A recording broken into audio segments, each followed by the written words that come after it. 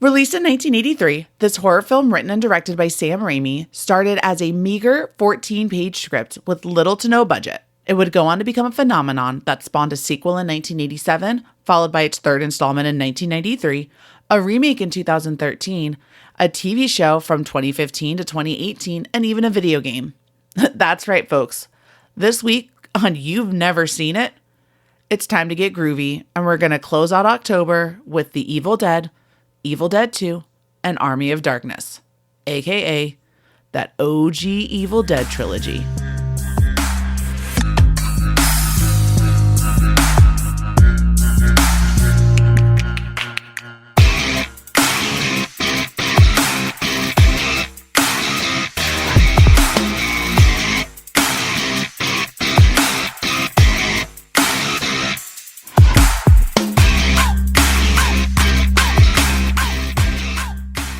Welcome to You've Never Seen It, an audio podcast where I'm on a mission to never hear these four words again.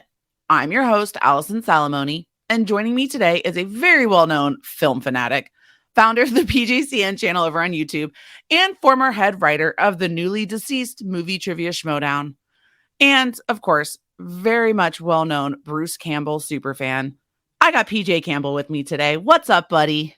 Hello, I'm really happy to be here right now in the space of the fact that, Allison, you've never seen Evil Dead?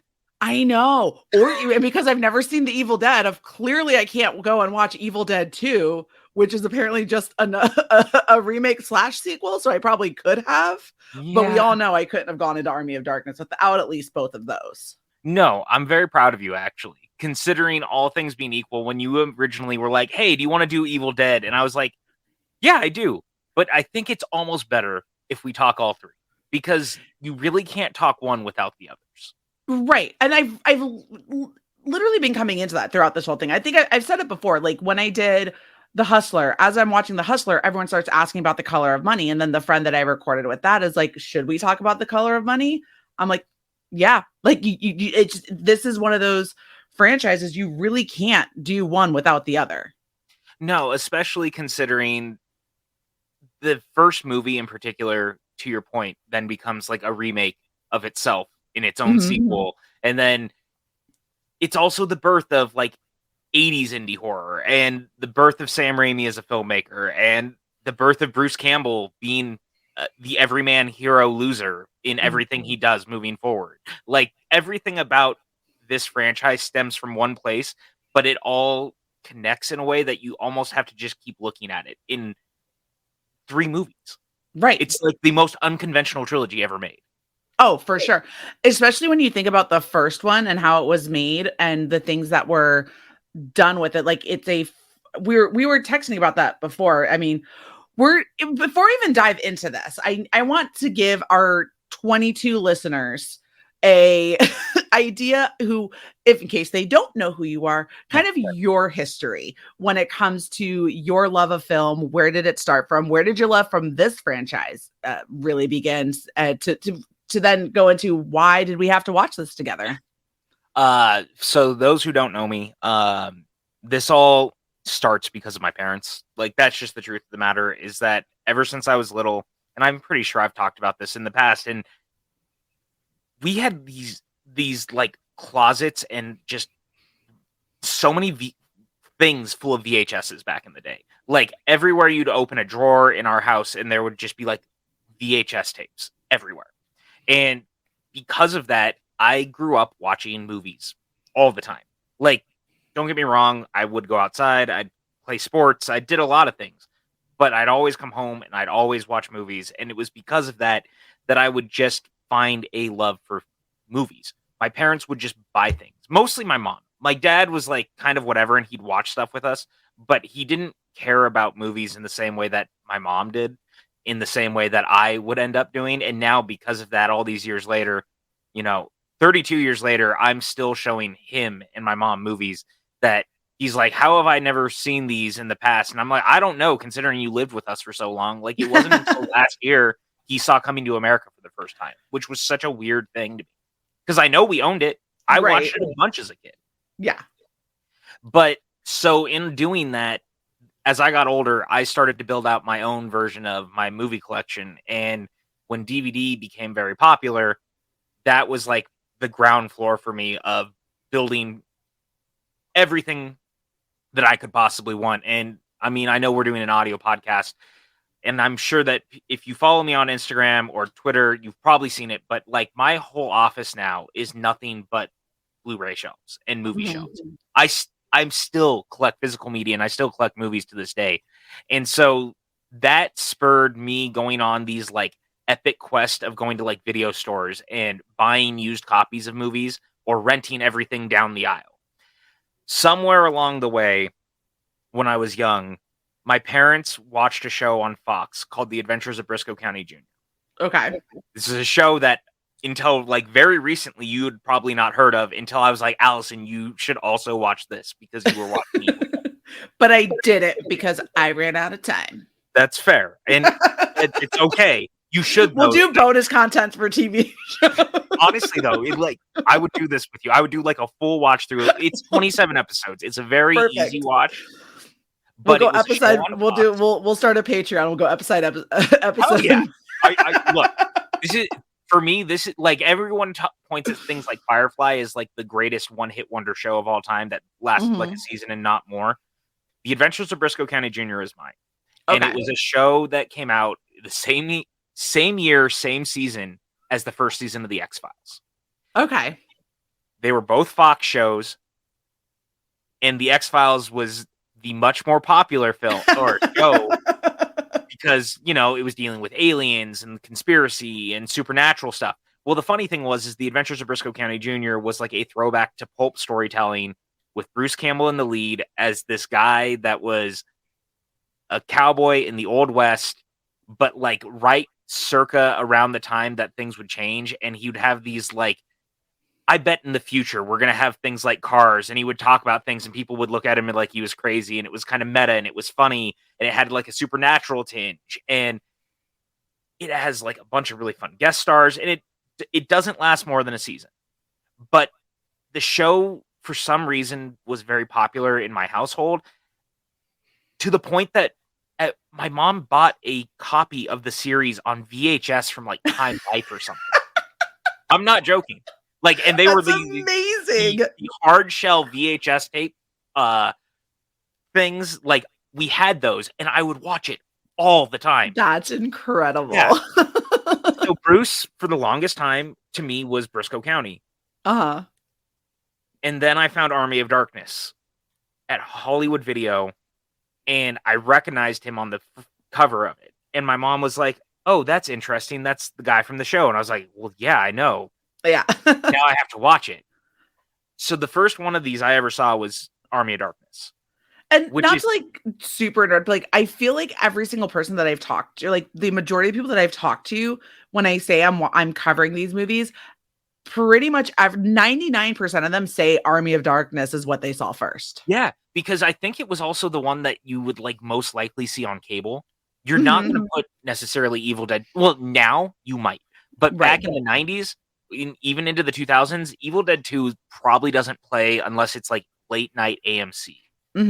So Army of Darkness is the easiest one to put on. It's the least bloody. It's the least vulgar. That means it's the one that you have to do the least edits to. Sure. And there's actually like an infamous TV cut that I think is now on the Shout disc that just recently came out that has like extended scenes. It cuts some of the little bit of gore out of the movie, but like it's got some extended scenes and things like that. But like most people saw Army of Darkness first. I am one of those people. Yeah. But in doing that, it opened that door where I was like, well, this is kind of spooky, because when you're a kid, that movie is kind of spooky. Now as an adult, it's not. It's got great horror. Yeah. It's not a horror movie. Right. But it started to open the door. And the truth is that like my parents didn't pay attention a ton to the stuff I was watching. I was an only child. My dad worked a lot and my mom was working a lot. Sure. And I was kind of left to my own devices all the time. Like even when I went to the video store with them, they wouldn't necessarily be like, no, you can't rent this. They'd kind of look at it and go, fine, whatever. Just get it. We'll get it back in 7 days, whatever. Great. Fine. that opened all the fucking doors. Wait, am I supposed to swear on here? I never. You are, go right ahead. No, Fucking like great. that's our. Okay. We're now. Well, now you just dropped another F-bomb, so we got to go explicit. I was gonna try to give us a PG-13, but no, it's fine. Not gonna happen. I literally I drop so many F-bombs. It's fine. I work with children, so this is my creative expression, which comes out in the form of a sailor's mouth. That's what I do. It's the same thing for me. Someone was talking about that because I do a podcast with PLD called Two Mediocre White Dudes on Film, because that is what we are. We are two mediocre white men who are talking about movies. I would say you're above average. Yeah, but it sounds so much more fun to call us mediocre. It does. But at least let me give you the compliment. Yeah, I appreciate it. But someone was talking about that recently. They were like, "You swear all the time over there," and I'm like, "That's just who I am. Like, that's me in normal conversation. I just don't censor myself. It's just easier to just say fuck, shit, damn, whatever. Like, it's just whatever. Words. It's just words. Something until you give it meaning. Yeah, well, that's something. If this is for another podcast, probably, but it's something that the MPAA could fucking learn. Like, I can't get over the fact that Live Free or Die Hard gets away with a PG-13 rating by muffling the fact that Bruce Willis says motherfucker and he shoots himself. And they're like, it's fine. It muffles the fuck part. So it's totally cool that Bruce Willis shoots himself through the chest or the shoulder, whatever, and it muffles out the word fuck. And they're like PG-13 rating. As he, Jesus, yeah, that is how broken we are as a country. That they're more worried about words than they are violent actions. Right. But speaking of ratings, because I mean, I don't even know if there was there a rating system in 1983 when this was, because they said I think it was originally rated X, right? X. And then it was brought down to NC-17. With the first one, right? And then they started to play uncut where they could, and was like unrated for the longest time. But in those days, and even still now to a point, if you are unrated or even NC-17, like, certain theaters won't play you. Right. You can't get print ads in most newspapers and things like that would happen. But thanks to Stephen King seeing the movie and endorsing it, Evil Dead found its own life. Yeah. Even with the bigger things holding it back, which is a small budgeted film with no marketing campaign, with a bad rating, but this poster, number one, the poster for this movie is great. This girl on a blank blue poster, like, just screaming, looking horrified. The tagline being the ultimate experience in grueling terror, and to have a pull quote at the top from Stephen King. Suddenly this movie is a must-see for horror fans. Right. Well, especially, like, because when you think about it too, because, like, right before, like, a couple of years, like 3 years before this, you're having, you know, the Master of Horror with The Shining that came out, even though Stephen King has very much hates. So for him to, like, hate something that is his own, that's adapted from his own work, to then say, like, okay, this is horror from the king of horror, like, that's what he's known as. Like, what better marketing? Like, I don't think there is better marketing that you could get. There wasn't. And, like, the thing is this was, like, early King too, when people were loving the stuff he was doing. And I mean, I still love Stephen King. He's one of my favorite authors, but, like, you could also argue that over time, the critical reception and the fan reception to him has dwindled, and, like, he's not writing stuff that is as terrifying to people, quote unquote. And yet, at the time, this was the dude who'd written Carrie and The Shining and, Christine. Yeah, like, all this stuff that was very fucking scary. And so for him to be like, this is the scariest thing I've seen in a long time, and he couldn't say that about his own movie, like you said, when it came to The Shining, he didn't like what Kubrick did with that movie. Right. So then here he is, a year later, putting his stamp of approval on this. Now suddenly people are going to go, and you have to admit, like, think about this. Raimi makes this film when he's 20 years old. Bruce Campbell's 21. They come into this as two guys who have no idea what they're really doing. None of them have gone to film school, really. And them and their friends decide to go out in the middle of the woods to make this movie on 16 millimeter film. And it hits. with a 14-page script. I think that's what blows me. Like, you don't realize it, or at least I didn't realize it at the time when I was watching it at first, how little dialogue there actually is. Like, the Mhm. majority of the dialogue is either Shelley being hysteric Yep. for a hot minute, and the dialogue like in the car going to the cabin. Other than that, like, there's really nothing. It's And it's very it, atmospheric. yes, yes. And I mean, to also kind of, because I feel like you have to talk about it regardless of, because it is a big part of the film. I think it's part of like some of the controversy you get behind it is the tree scene with Shelley, and that, like, like, upon doing your research and things like that, it's, obviously Raimi's like, I would do it differently. He's gone to say, like, I would probably do it differently nowadays, Sure. for which again makes sense. This was filmed, because we also keep in mind this came out in 1983, but filmed in like that's released, like, technical release, but was filmed in, like, what, 1979, Yeah, pretty right? much. And End of the so 70s, comes out in the early 80s, and then again, to your point, like 83 on like VHS. right. And then you have, but the whole point of it is it's the scene with this tree and sexually assaulting and raping Shelley, Yep. but it's horrifying in the sense that, like, it's meant to just it's all meant to make you feel uncomfortable, but it's like it's probably one of the most horrific things that I think I've ever seen. It's totally horrifying, and then they do it again in the second movie, and they also do it in the remake to that point Hmm. too. And like the thing about that scene is that it's just unnerving. And Right, that's kind of the entire first film, but that in particular, it's like the idea of you walked out into the middle of the woods and this is what happens. The trees grab you and start to attack you and rape you and do all this shit. It's demented, but right, that's the point, right? Like the whole point of this is that everything that's happening is the worst possible scenario in your head. And that makes it uncomfortable. It makes it scary. And you shouldn't feel good watching this. Like that right, first film in particular, the thing that's lost on people is you're not supposed to really have fun watching the first movie. right. It's not made to be what the second and the third movies are, or even Ash versus Evil Dead, or what the series as a whole has become known for. It's very campy. It's very slapstick. That is not the first movie. And Right. that's what's actually very interesting about the first film is that not only is the first movie in particular like just dementedly scary and in your face and grueling and intense, the other thing that's really interesting, I think it's lost that people forget that that first movie has like 5 or 6 characters.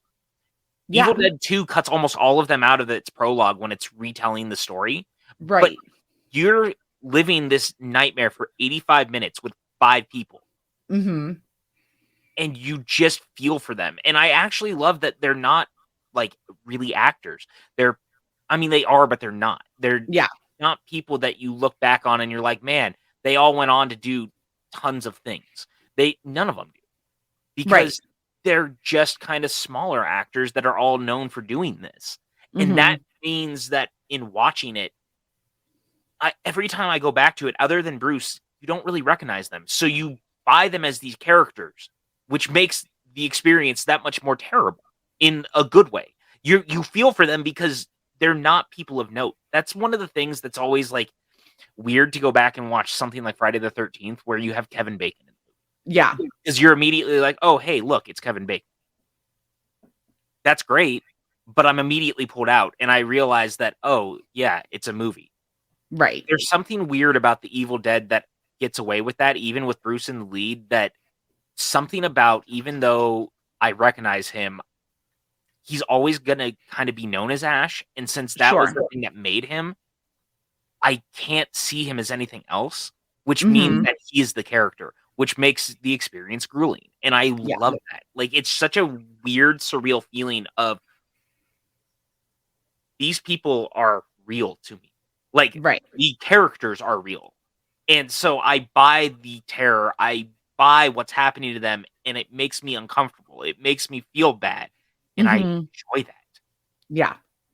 And I mean, this on like this movie more so than I think most pretty much any other maybe besides The Thing. But between this and The Thing, these are probably two of the most holy shit, y'all are fucked movies that I've ever seen. Because just like how The Thing plays on that, like, who is it? Where's it going next? What's going to happen? How is it spreading? Where is it go? Evil Dead does that incredibly well. And the way that they do it with when you go into, again, I think about the time, right? And the stop motion animation that's being used and the prosthetics that's being used and those like the contacts that made them all act they were all actually blind while wearing through it. It's insane. Considering the budget that they had, it's insane. Yeah, and even down to, you know, when they wanted to use the voice of the Evil Dead, if you will, and what the Deadites are, for Raimi to put on the voice that he does, and he does it in all the movies. Because, you know, he voices the Evil Dead kind of throughout the series. They really used everything they had around them with no money, and look what they accomplished. To your point, like some of the effects work in this first movie is insane for a rough and tumble movie that, again, was made with no studio backing.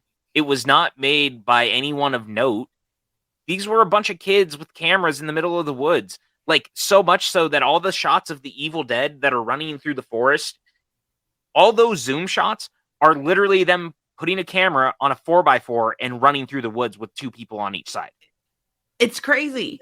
That blows my mind. And I think that's also really an interesting point too, is throughout this movie, when you're watching like that Evil Dead, like running around, you don't know what it looks like until it's in the person. Yeah. Right. I love that. So you have no idea what these people are staring at and what they're terrified of. And I think that's even more frightening, is because we know that they know something's coming for them. It's not something that they can't see. They know something is chasing them. They know something's coming at them, but we don't physically get to see a manifestation of it until it possesses somebody.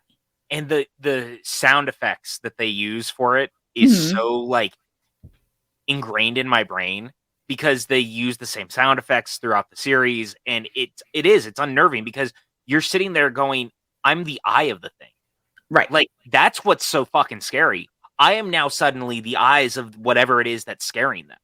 And now you're on the other, like, you're watching as if you're the monster chasing these people down. And there's something really scary about that. It puts you in a position you don't necessarily find yourself in a lot of things. It's something that I always look back at Halloween really fondly about, with the opening of that film. Have you seen Halloween? I don't remember. Yes. Oh yeah. No, I've seen, of course I've seen Carpenter's Halloween. I want to make sure. So Carpenter opens that movie from the point of view of you being Michael, killing his sister. That was fucking unprecedented in so many ways. I mean, obviously Hitchcock puts you in that same position in Psycho with the shower sequence, but like, it was just kind of unheard of in a lot of ways. And I like the way that it's done here. I think it's so fitting. And to your point in the comparisons of The Thing, that's part of what I love about the movie too, is that anyone can be possessed at any time, and you're never really sure where it's going to go. You're never sure how it's going to take someone, why it's going to take someone. And as it turns out, it doesn't matter why it's going to. It's just going to do it, because its entire being of like the Evil Dead and the Deadites is just to fuck with people. There's something insanely interesting about, there's no rhyme or reason. They just want your soul. So they're going to do whatever they can to take your soul and fuck with you at the same time. And do it any means necessary, and they're gonna do it in the scariest fucking way possible. Like, especially when you think about like how it's manifesting and how Shelley's doing it, right?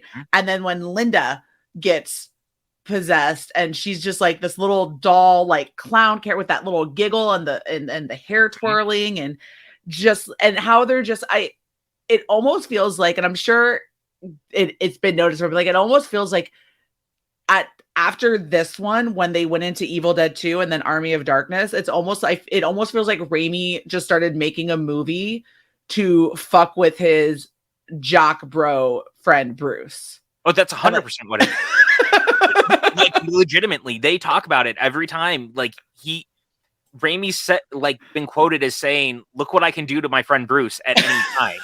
on set because he just puts him through the most in everything. Look at even Multiverse of Madness. Like, Yeah. what's the thing that Bruce's cameo in that is punching himself in the face. Right. Which I Right. think is hysterical.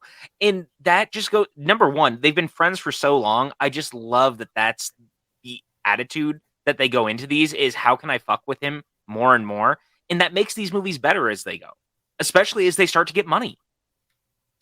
Right. Like, it's exciting. It's fun. And to your point too, one of the things that I really like in this first film in particular, in the way that the Deadites possess people, I like that they still maintain personalities of some sort, almost like they find the deepest version of the people that you know, and they fuck with you so heavily, being like, no, that is the person I know, but like a twisted version, even though it is also clearly the same person. It's just such an interesting dichotomy that I don't think you see in a lot of possession films quite like this, especially when they're like dead-eyed look. When they're even doing it when it's the contacts are in and you're just like, that is not a human being. It's not. And yet you're compelled to believe also what Ash is believing of, but my human is still inside that thing. Right. And then every now and then just having them when it comes to like when he's having to, use the chainsaw to because that's how you kill them is you dismember them, not like chop the head off or there's no way to do it other than dismemberment. But as soon as like he goes to like dismember Linda, she turns back into her regular self and she's like, please, Ashley, no, don't, Ash, don't. And then he's like, oh, I can't. And then he gets fucked up all over again. Yeah. Because he just buries her. And you gotta, between that and like even the opening of the film, right? Once they're out in the forest and Cheryl's like drawing a picture of the clock she sees and the clock just stops and she starts to hear the voice and her hand starts to become possessed. Join us. Yeah. There's something so unnerving about it just starts. There's no rhyme or reason. Like, obviously the rhyme or reason is they play that fucking tape. Right. Stop. And she's screaming, stop the tape, stop the tape, stop the tape. Like, don't listen to this. Don't read this. Don't do this. Don't play with this shit. And yet then the cellar door opens. That's, like, it doesn't start with the tape and everything, but once it starts to go down that path, once the cellar door opens on its own and you realize how badly stuff is about to go, you're just locked in. And at that point you feel stuck. How have we not learned? Don't go down the hallway. Don't play the spooky tape. Don't read the book that looks like it's made out of human skin. Right. I mean, I'm glad we do it because we get great films. I think it's interesting too, because like a lot of people that I talk to, The Evil Dead is not their favorite of the trilogy. No. But which I can see that because it's a very completely different film from the other two movies that came from it. I feel like it's almost standalone. But we don't have these other two without the first one. Yeah. It's not my favorite of the three. I mean, it's probably my least favorite of the three, but it's also arguably the most ambitious. Like, it's funny. You can look at Army of Darkness and you see how far that they've come, both as actors, as directors, as friends, and it can look the most ambitious on the outside. But there's something about this movie that it sets it all up. It does the thing, and it makes us fall in love with filmmaking. It makes us fall in love with horror. It makes us fall in love with the characters. This movie is special. The first movie is very special for so many reasons because of all the things we keep talking about. It's this. How do you manage to get this like confluence of events that turns this movie, which started as a 14-page treatment and then a short film called Within the Woods, to this? And it becomes a cultural mainstay to the point that everything in this film is what Raimi starts to become known for. It becomes the thing that puts Bruce Campbell on the map. It starts this resurgence of like independent horror again that Carpenter had just recently done with Halloween. And independent horror is so interesting because independent horror is done without the confines of a studio telling you what you can and can't do, which is something that eventually you run into in Army of Darkness. And even then, like, the movie's still fun, but you can see the studio fingerprints all over it because Oh, of that's course. studios start to interfere. And to Bruce's point, he has even said that was the first and last movie I ever made as a studio star. And it was kind of like, oh, hey, this is why we don't really make studio movies. Right. And it's totally fair and fine. Because the truth of the matter is like you look at Evil Dead and then you look at Evil Dead 2. Look at what they can accomplish in going from that first film to Evil Dead 2. Mm-hmm. It's wild. Oh, yeah. There's a reason that these are cultural benchmarks for certain people who are film fans. We go back to it because it reminds you of why you love movies. Because look at what some kids did in the middle of the forest. Right. Oh, for sure. And I think kind of with that kind of fading into Evil Dead 2 and the process with that film, where that one kind of goes and where it does things. So you have essentially a remake yet sequel. Yeah. Which then but like that's always that kind of threw me for, I'm not gonna lie, because I didn't know much. I tried to go in as blind as you can when it comes to Evil Dead, which is hard to do. Especially in this space. Because Right. if you're like any of us, I know myself, I know like Jesse, there's a lot of us who are huge fans of this franchise. And it was super hard for me not to like warn you in advance to be like, hey, so you're going to start Evil Dead 2 and you're going to be super confused when it starts. Right. Because you're watching the first movie again. And that's actually kind of like an 80s thing. Mm-hmm. Even like a 70s thing to a point. But one of the things that they did a lot of back in those days was that there was always some sort of recap at the beginning of the movies you would notice for like a lot of the sequels, because VHS wasn't really a thing. So they were assuming that maybe you haven't seen the last one in a while. So here's how we catch you up. Like every one of the Rocky movies starts where the last one ended. Yeah. And like catches you up to a point. And so it's funny to see that here. But the other thing was, frankly, they couldn't get the rights to their own footage from the first movie. Oh, okay. So they went, well, shit, what do we do? Well, we could just redo it. And the funny thing is that when they were pitching the second movie, the original pitch was Army of Darkness, essentially. Mm-hmm. And no one was really biting on it. And I guess Stephen King was the one who heard that they were having problems finding financing.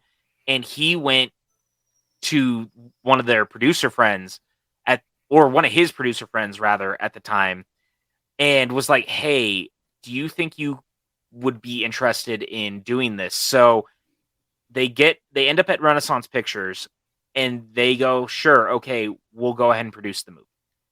And they give them a much bigger budget at this time comparative to the first one. But their one note is they are not interested in doing like Army of Darkness. They want a movie that's more like the first. And that is like the one thing that Dino De Laurentiis keeps saying is, look, I know that you want to do this movie, but we know that people will turn out for Evil Dead 2. Sure. And we need a movie that looks and feels like the first one. So Raimi kind of concedes that point, but at the same time realizes, well, hey, now I can do the first movie the way I would have done it before, but with a budget. And I can also do it more like a comedy. And I can lean in on my sensibilities because he's a huge fan of things like the Three Stooges. And so is Bruce. Bruce is a gifted fucking slapstick comedian. Oh, definitely. Evil Dead 2 lets them go hog wild. The one part that had me dying was when Bruce was is running through the cabin and he's like going in between the walls and like running through, but like you see how small this cabin is when you first get there. You're like, where the fuck are all of these rooms coming from? It's so funny because like the first movie, it's very clear that they shot it in a cabin in the woods, right? Like it's very clear that it's a real cabin that is not very big that's shot in the woods. Yeah. The second movie, they built the entire cabin inside a school gymnasium. Right. And I love that because it shows, hey, we had the money to do it. So like they build out this set because they're going to do all this stuff.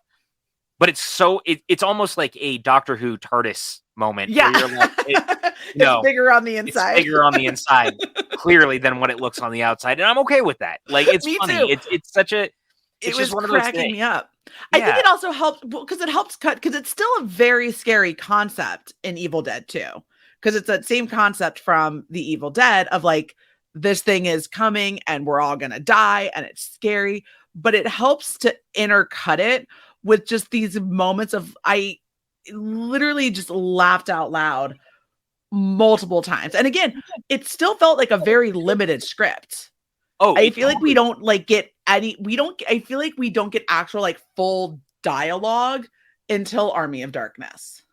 There's some in the second half of the movie, like once it stops being, because there's like a very specific moment at the end of the Evil Dead where Ash gets thrown by the evil force and the movie just Right. cuts and that's credits. Yes. So Evil Dead 2, about 15 minutes in, basically gets to that moment. Like, Right. they do such a sped up version of what the first movie is with him and Linda. Right. And then we cut to him waking up once the Evil Dead has thrown him out into the forest and what happens next. Right.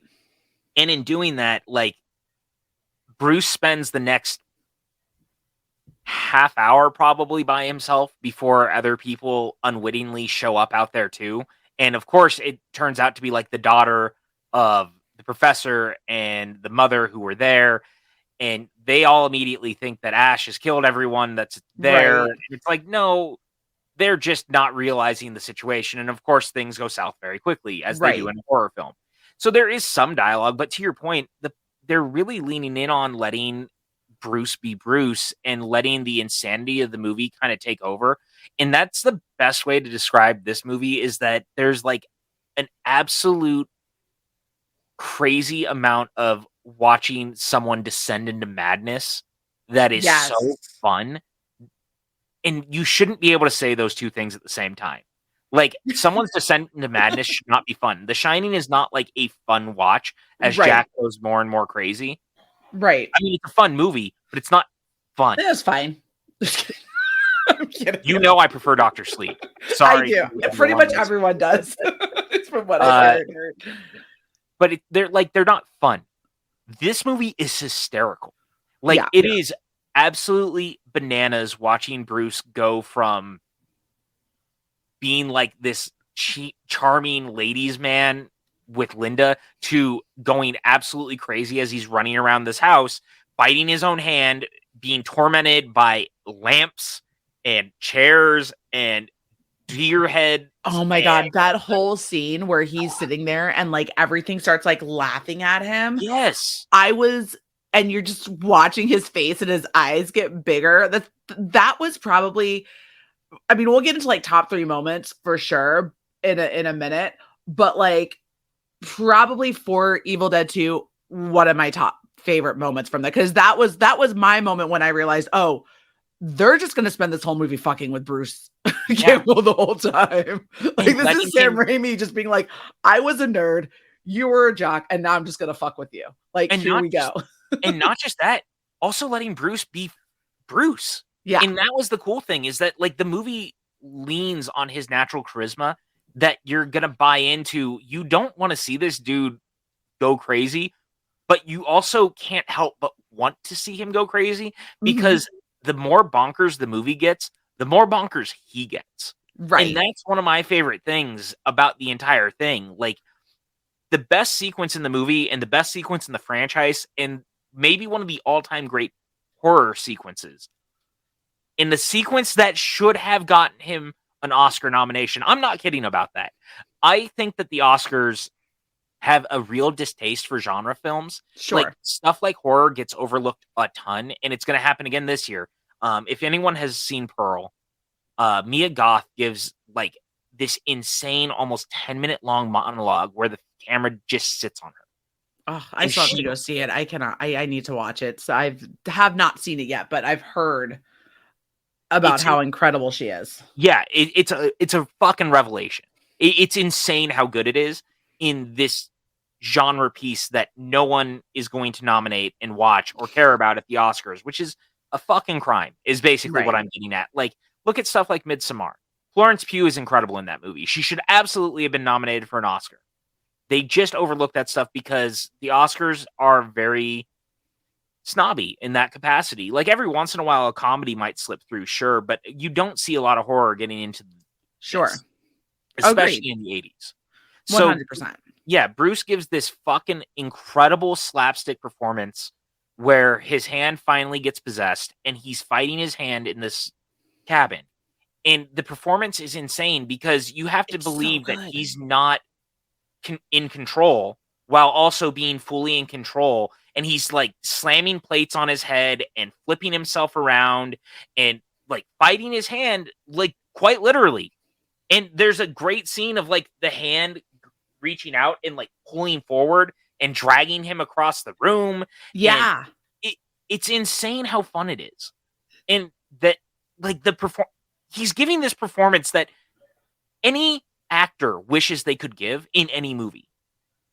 And you're believing it because he's so fucking good and it's so fucking insane and batshit crazy that it's happening, and it's being done so well in this movie that no one is going to ever give like two shits about as an Oscar nominee type thing, and yet it's easily one of the best performances of the 80s.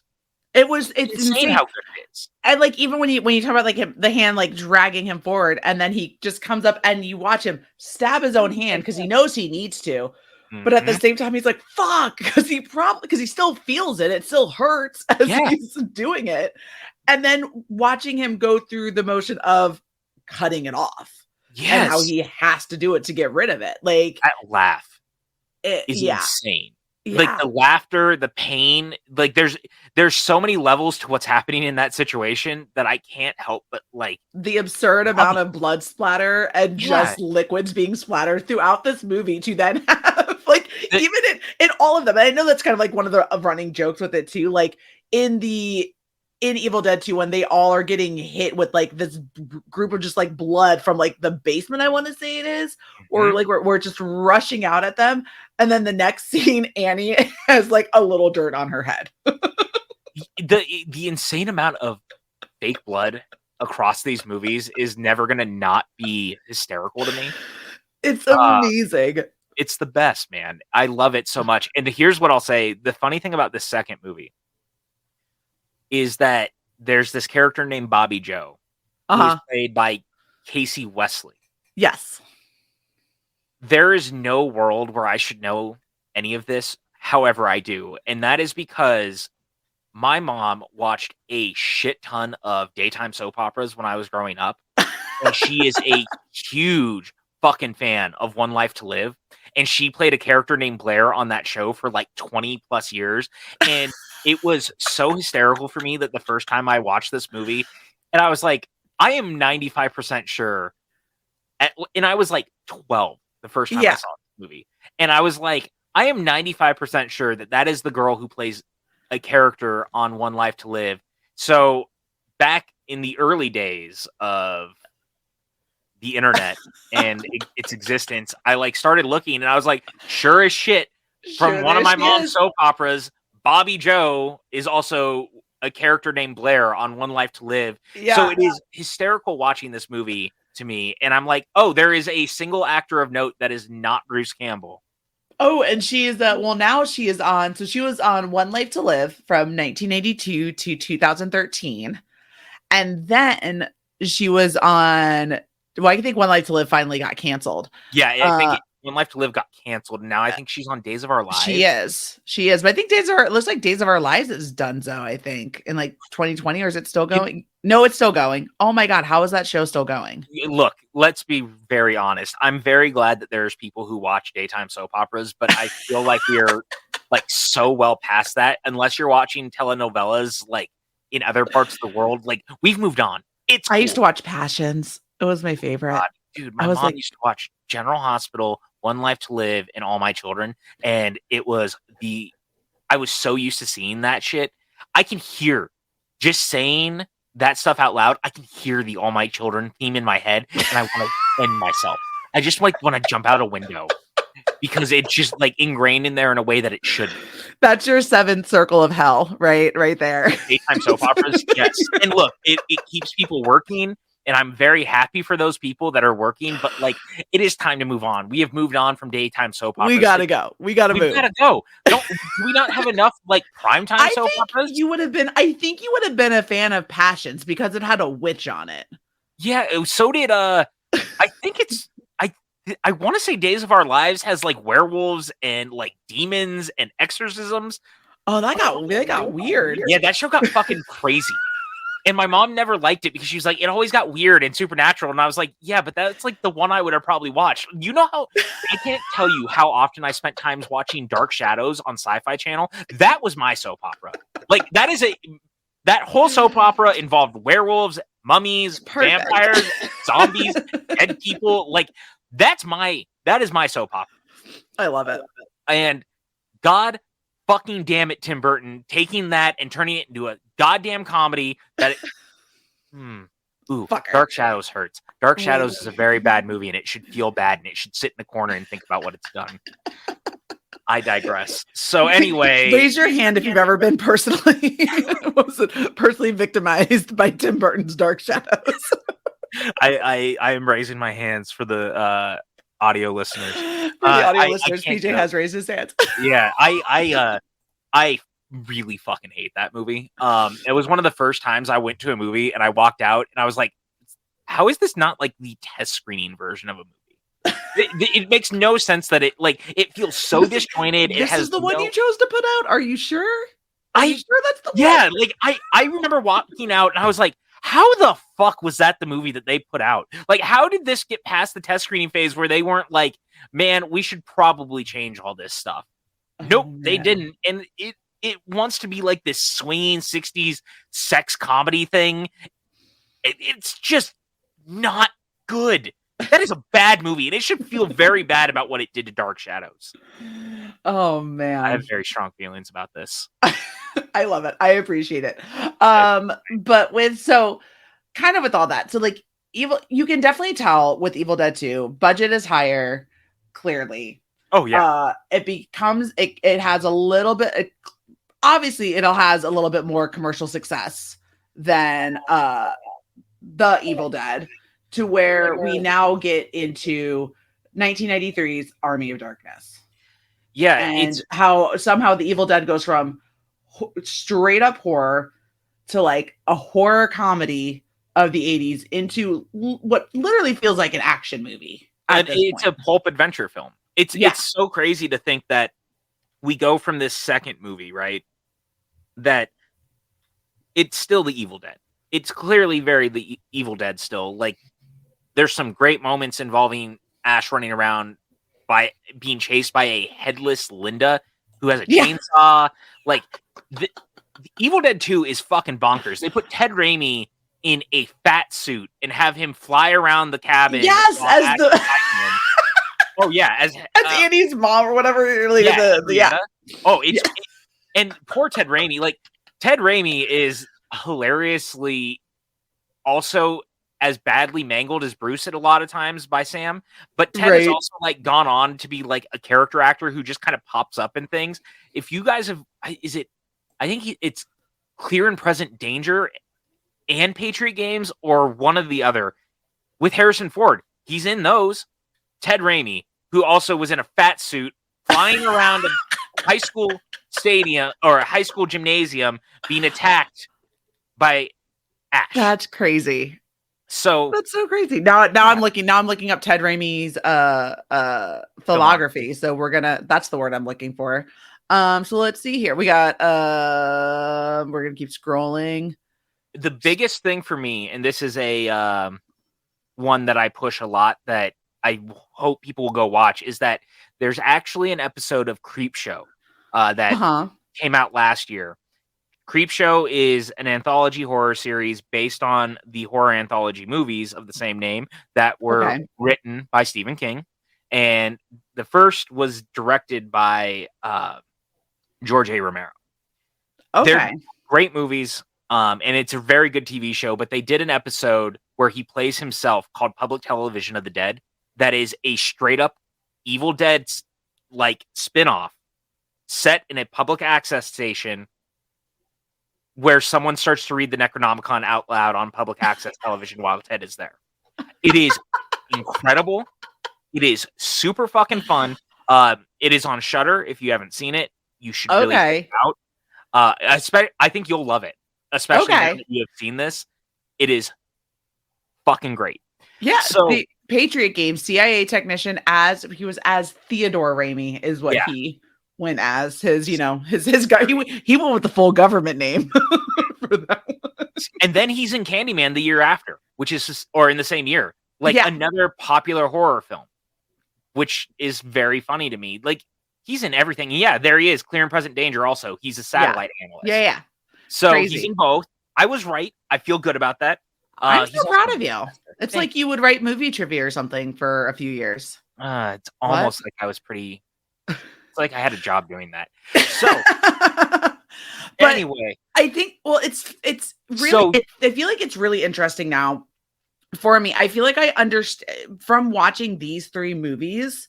I now understand the love that people have had because of Raimi for movies like Spider-Man 2. Yeah. Like I was, to be completely honest, not a fan of the Seabiscuit Spider-Mans. Fair. Because it's fair. It just was not, but they were the first one fine. Like, I mean, I know what movies like that and like Blade did for these comic book movies at the time when they were coming out. So I respect it. Sure.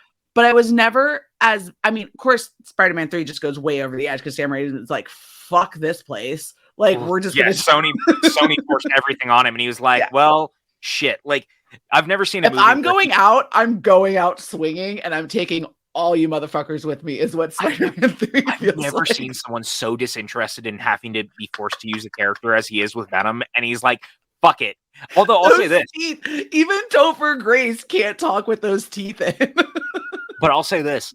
I actually don't hate his version of Venom in some capacity. Like, I kind of get what he's going for of, like, the anti-Peter Parker thing that they have going. Like, it's not bad. I mean, the movie's kind of a clusterfuck, but I love emo Peter Parker. Don't get me wrong. I do too. But I'm glad, like, it's so funny to go from these movies and then you look at those Spider-Man movies now, like, to your point, if you go back and watch them, the Sam Raimi of it all is all over those movies. Oh, absolutely. Especially, like, I think the big scene that gets talked about a lot where you're getting, like, a straight out of a Raimi horror film is that Doc Ock scene where they're doing where they're, like, doing, like, either they think they're doing an autopsy or whatever on him, and he just goes... Yeah, it's crazy. When the arms come to life for the first time, and they're sentient on their own without him controlling it. And it's such a great scene. And even, I would say, like, the stuff with Norman in the first movie where he's got the split personality, it feels very Evil Dead, very kind of the way he's dealing with it feels like the Evil Dead. It feels like the way that the Deadites talk to people, that possession feeling. Like, even when he's bombing people, people turn into skeletons and shit. Like, they go for the Raimi of it all. And it's the one thing that until, like, Multiverse of Madness, I like the MCU stuff a lot. You know that. Like, I'm a big fan of that stuff. I grew up reading comic books. So it's a fucking treat to sit down and see these stories come to life and be told on a big screen. But there's something about him doing Multiverse of Madness that is so much more interesting to me than some of the other movies they've done, because it feels like a Sam Raimi movie. And I feel like we're missing this side of filmmaking now, because everything feels like it needs to be churned out on a studio conveyor belt for everyone to like. And because of that, things feel a little lifeless and flat. And it's why guys like him and James Wan are still so exciting to me. It's a lot of the horror filmmakers, to be honest. David F. Sandberg, in the same way, when he went from Annabelle Creation to doing Shazam, like, he infused Shazam with a bunch of horror elements, and it feels like a David F. Sandberg film. It doesn't just feel like the next superhero film by a studio. Right. And these movies in particular are such a launching point that earned him that spot. And so that's why I think when I look at that stuff, I get so excited. And you start to see it in Army of Darkness. Right. And to Great bring it segue, back. by the way. Yeah. Really proud of you. Really proud of you for that one. It's almost like I've also podcasted for like a decade, so I can get back to where we're going in a capacity. But like, you look at the end of Evil Dead 2, and they set up this thing where Ash gets thrown back in time, and he's wakes up and he's in the fucking Middle Ages. Yeah. And you're like, what the shit? And it's so perfect though, because the truth of the matter is that as far as Evil Dead is concerned, it ends on like a weird, dark, cliffhanger-esque note. And now Evil Dead 2 has done the same thing. Mm-hmm. But now it's an even more like blatant version of it. So then you get to Army of Darkness, and this is the movie he wanted to set out to make the first time. The one that, like, I love, number one, good on Dio De Laurentiis for like coming around and going, look, you did the thing I asked you to do, and now I'm going to produce the next one, and now you get to do your movie. Yeah. The only Here's problem that blank check. Like, let's go. Let's get it. Yeah. The only problem with that becomes in doing that, there's a lawsuit like halfway through the production, and Dio De Laurentiis basically loses the movie to Universal. Okay. And his name is still on it. He still produced the movie, but Universal ends up like with the overall rights to it. And now Universal starts to tinker with the movie once the movie is done. Mm. And it's very obvious. Like, look, I adore this movie. There's no world where I don't adore this movie, but the fingerprints are very clear.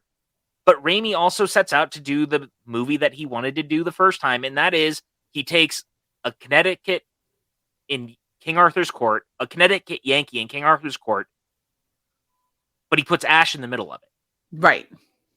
And the thing that we haven't talked about a lot, which is very interesting in these movies, is that Ash is kind of a loser. Like, he's not a hero by any stretch of the imagination. No. He's just a guy who works at S-Mart. Yeah. And just has really bad shit happen to him. He's the most everyman hero that you could possibly imagine out of a movie, where he's actually not even good at doing it. Like, the only other version that's close to that is probably John McClane in Die Hard. And the truth of the matter is he's already a cop, though. So he's trained to deal with the stuff he's dealing with. Ash has no idea what he is into at any moment in any of these. And he has no idea how to handle any of it. So imagine being this dude who works at a fucking convenience store, basically, or a larger version of a Kmart. And you wake up, wow, Kmart, what a reference. What a reference. Does Kmart even exist anymore? I think in some places. Okay. Well, but most of them have closed, wow, generational thing. Kmart. That's right. I've called Cheryl like Shelly 3 times in the beginning of this, so I'm sure like I'll get like a 1-star review and be like, what a dumb bitch. I was 100% not going to call you out on it because I didn't want to be that person. Like, I don't. Like I talked a lot about Shelley Duvall. I get it. Last week. It's fine. Same thing. Cheryl, Shelley. I knew what you were getting at. To be fair, so at least there's that. At least we acknowledged it an hour in, so people who have already turned off will not hear my apology because I am not sorry. If they turned off your apology, if they turned it off before they got to their apology or your apology, they're really missing out because we're about to have a lot more fun over the next however long this goes. Right. Because we're an hour in and we've just barely started talking about Army of Darkness and like my greater grand scheme of things feeling on this franchise. That's saying a lot. So anyway, what's funny about this movie is that this is clearly like the prototype of what Raimi would become.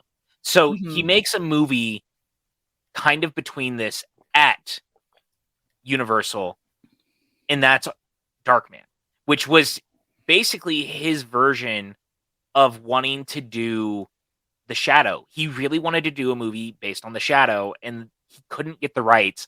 And it was funny, like Universal had it because they would do a movie of The Shadow with Alec Baldwin in the 90s. Mm-hmm.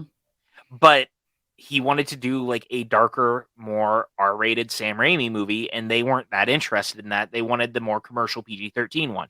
Cool, fine, fair enough. They gave him money and they went, go and do your thing instead, and we will put it out. And so he turns out Darkman, which stars Liam Neeson and Frances McDormand, and it's a great fucking movie. But it's totally unleashed Sam Raimi doing a superhero film in the guise of Evil Dead. It's a bonkers fucking movie if you've never seen it, but it's so successful, it spawns 2 direct-to-video spin-offs in the 90s. And in the 90s, direct-to-video sequels were like all the rave because you could actually make some direct-to-video movies that people would watch, and they were actually kind of quality. Right. Like nowadays, less so. But back in the 90s, some of the direct-to-video movies were actually pretty fucking good. Tremors has had an entire existence post the first movie On of direct-to-video. direct-to-video. Yeah. And almost all of them are very good. Mhm. Like, that's really impressive. Like I said it in my episode with Tremors with Jesse's, when I told Frank I was starting this whole podcast and was going, and like the first episode we were gonna do was gonna be on Tremors, and so I got to finally watch Tremors. He goes, his exact words were, "Great, that means we can watch Tremors too." Mm-hmm. And Tremors 2 is arguably as good as the first one. Yeah, like it's actually ridiculous how good Tremors 2 is. It really is. It really is. And even I would even say like 3 is really good. 4 is super fun. Like I actually really liked the last one, which was the 7th one, which was the one with John Heater, which was fucking weird seeing Napoleon Dynamite hanging out with Michael Gross, but I digress. I really like those movies. And in that capacity, like as we're talking about it, those were all Universal productions. Universal really has leaned in on like genre stuff over the years, even so far as like, you have to give him credit. Don Mancini had been wanting to continue the Chucky franchise for so long after Seed of Chucky. Mhm. And they were like, we aren't really sure if it's still viable. So they made 2 direct-to-video sequels that sold incredibly well in what is it? It's Cult of Chucky and I want to say Curse of Chucky, if I'm remembering correctly. So those were the 2 of the sequels they made, and now they're doing a TV show. It's in its 2nd season. It's very popular. Universal has leaned in on that genre stuff for as long as I can remember, and that goes kind of back to this. Army of Darkness is not the kind of movie you would probably largely see greenlit these days. Mhm. Especially in the current climate of what Hollywood has become. But in the early 90s, Universal was buying up the rights to as many horror properties and things as they could because they were trying to stake a claim again. We have to remember, at the time, Universal was known for monster movies and stuff, and then like kind of tapered off. Right. But like their whole existence is because of the Universal monsters. Mhm. That's the thing that made Universal Universal. So in the 80s and the 90s, they're buying up the rights to all these things. Like they made a sequel to Phantasm, which is so hilarious to think about. Like the one thing they were like, yeah, fuck it, we're going to make a sequel to Phantasm. Of all the horror properties in the world that I think Universal never even thought that about making, Phantasm's like the one where it's like, why are you grabbing that? But they were smart. In so much as like through the lawsuit with Dino De Laurentiis, they ended up with Army of Darkness. Right. And it kind of fit their mold. Like this is a adventure film in the vein of something like a Van Helsing type thing, where this unwitting hero is going up against evil creatures in the 1300s. And they very smartly, or I go back and forth on this. I love the title of this movie, but I also would have loved if it had been called Medieval Dead, which was what Sam Raimi and crew had wanted to call it. Right. Which is so fitting, obviously, right? Yeah. It's a fun title, but they were afraid that they couldn't sell it that way, and it would be too linked to a potential previous franchise, even though they are a third film in a franchise. So they kind of get scared off by it, and they want to call it Army of Darkness. And you know what, man? All things being equal, there's a reason that this is the movie that everyone feels like is the gateway film to this franchise. There's a reason that this is still arguably one of the more talked about out of all of them. And there's a reason that it is still something that we go back to so frequently. This movie is so fucking fun and so charismatic, and it let Bruce be a leading man in a big budget film that, for all intents and purposes, should not be as good as it is because the production was a disaster. Everything that could possibly go wrong was going wrong on set for them. The crew was frequently at their wits' end with production, trying to get the skeletons and all like the special effects stuff ready. They were fighting all the time. Like they tried to recreate the opening of the car being dropped, and one of the cranes fell and toppled over, and thankfully no one got hurt. And then they realized in doing that, why even recreate that scene when we did it the first time? So they just used the footage from Evil Dead 2. So Right. they're kind of like blowing money on these sequences that they don't need to necessarily do. And yet the movie is charming as fuck. And it's super fun. And the one thing too we haven't really talked about, the funny thing about all these movies is they all clock about 80 minutes. They're all so fast. Yeah. They're all so short. But like I love the dialogue and the lines that they give Bruce in this one. Like I am still laughing at him telling the one guy who's like, I'm the leader. He's like, you ain't leading but two things, Jack and shit. And Jack left town. I got news for you, pal. You ain't leading but two things here, Jack and shit. And Jack left town. The funniest thing to me is that this is Bruce basically being Kurt Russell in Big Trouble in Little China. Yes. Like, this whole movie actually is a great double feature with Big Trouble in Little China. Yeah. Because they are very, very similar films that in like tone and the way that they feel. Because Big Trouble in Little China's biggest secret weapon is the fact that similarly, Jack Burton is a terrible hero. Absolutely. So is Ash. Like, that's what I love about it. Ash is a terrible hero. He is so bad at this, and he's only in it for himself. He's not any good at what he's doing, and yet you're still pulling for him. Right. And that's how you feel watching Big Trouble in Little China. You can't help but love Jack Burton, even though he's so bad at what he does, and he's actually really kind of a conceited asshole. Oh, for sure. He's such an asshole. That's why I love it so much. But I honestly, that comparison just blew my mind, and I think made me love this movie even more. Because like it really is like it really I might have to do that stuff because I see myself between the three of these definitely going back to watch Army of Darkness the most. For sure. I feel like it's the most rewatchable. It's definitely the most rewatchable.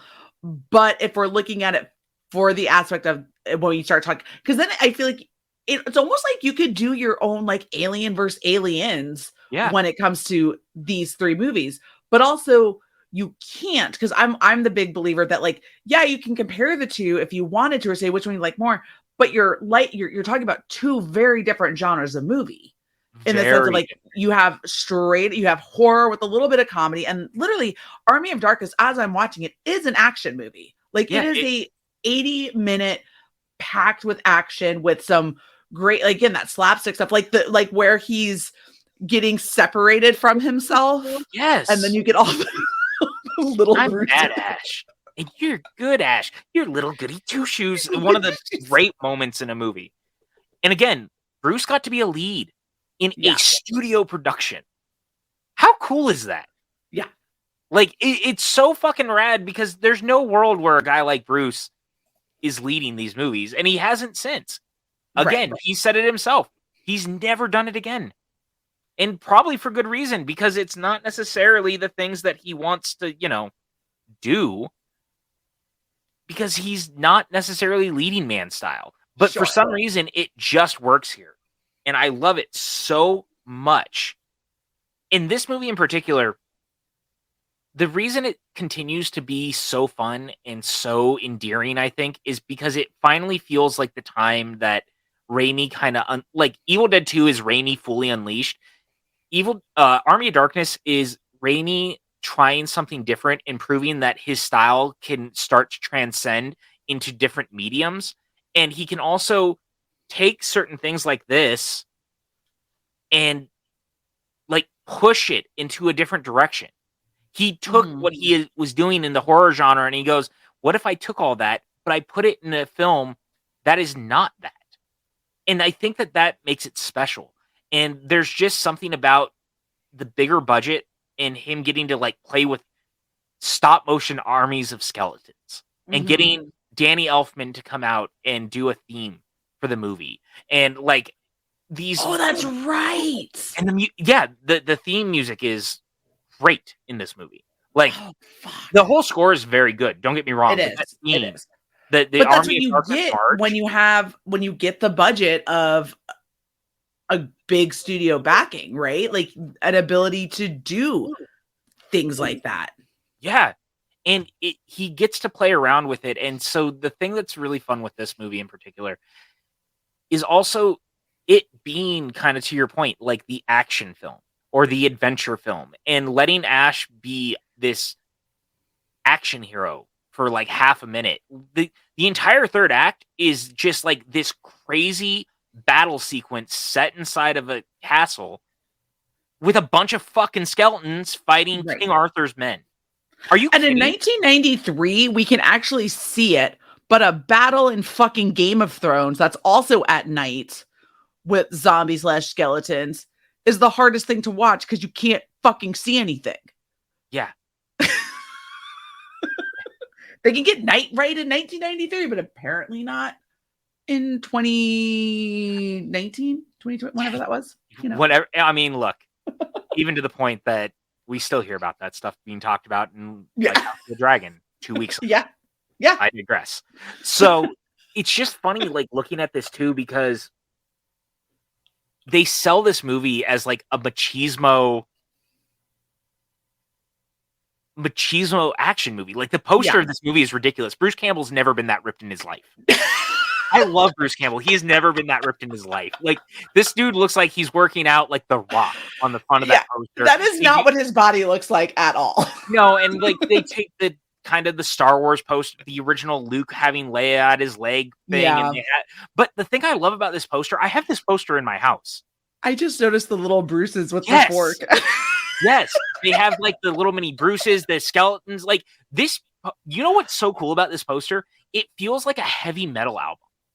Like it looks like the cover of a heavy metal album from the 70s, or like the kind of picture that you would see on the side of someone's van in the 80s, like those like heavy metal rockers who had like wizards and crazy dragons and stuff on the side of their vans. This feels like that.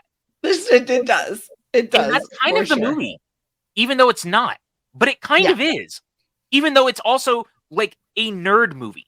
Nothing about this movie is saying that it's like a cheesy machismo action flick, and yet at the same time, it's a cheesy 80s fantasy film, even though it comes out in the 90s. And that is so hysterical to me, because that's what makes it special. It is a cheesy 80s film that should not be as entertaining as it is. Someone was like, what if we took like a Conan the Barbarian movie or a Red Sonja movie and you put Bruce Campbell in it and there's fucking skeletons running around? The scene where he goes in and he finds the Necronomicon and he has to find and he finds 3 of them, and he loses his mind because he's like, the wise men didn't tell me anything about 3 books. Like 3 books. No one said anything about 3 books. It is so fucking funny. And then when he opens the one and he starts to get sucked into it, and as he comes back, and just the way with the prosthetics and how he has to like shake his head to like get his jaw and his nose to like go back into place. I was dying. It was like there was one of the most hilarious scenes I watched. And then how like it plays into one of them. That's my favorite part. After he's like pointing at you. Son of a bitch. So good. But then like when they're like, did you say the word? He's like, yeah. Said most of them. Ratu. So and then at the end of it, when he gets back, because here's the thing. I had to watch this on Amazon Prime. So I didn't get the director's cut. I didn't get the alternate ending. So all I can really talk about is the original ending with it. Fair. But when he's there, it's hilarious. And he's talking and he's just telling this whole story to this guy he works with at S Smart, who clearly doesn't care. Is it really? Yeah, that's Ted Raimi. Didn't realize that. It's Ted Raimi. And he goes, well, did you say the words right this time? Yeah, I said them right. Maybe not every single little syllable, no.